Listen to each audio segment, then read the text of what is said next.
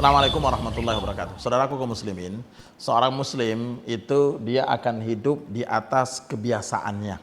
Lalu pertanyaannya adalah, apa kebiasaan kita dalam sehari-hari?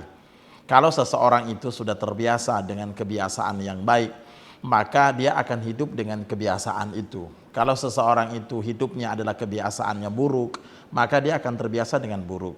Kalau orang sudah terbiasa dengan ucapan yang baik, maka sehari-harinya dia akan mengucapkan perkataan yang baik.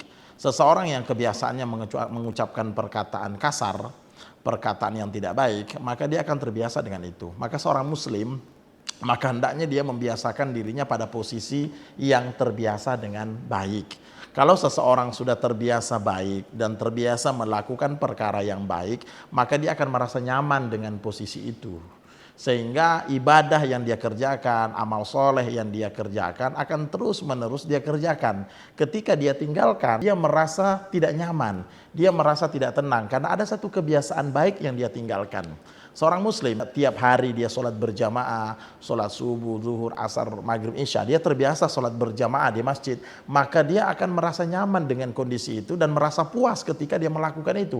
Dan dia merasa rugi, merasa kecewa apabila kebiasaan itu dia tinggalkan. Kalau seorang muslim sudah terbiasa dengan sholat tahajudnya, terbiasa dengan sholat malamnya, terbiasa dengan sholat duhanya, maka dia akan merasa puas dan merasa nyaman dengan kebiasaan itu. Dan berat sekali untuk meninggalkannya karena itu sudah menjadi kebiasaan.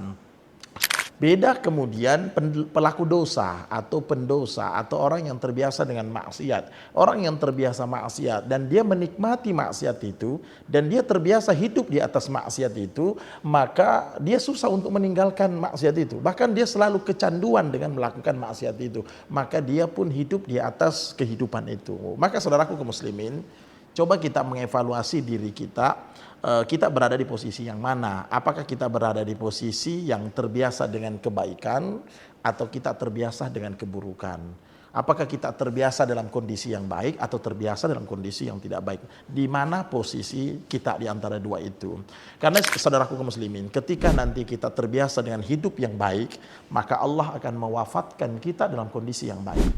Ketika kita dalam hidup kita ini terbiasa dalam kondisi yang buruk, maka na'udzubillah, seseorang itu akan dimatikan dalam kondisi yang buruk itu.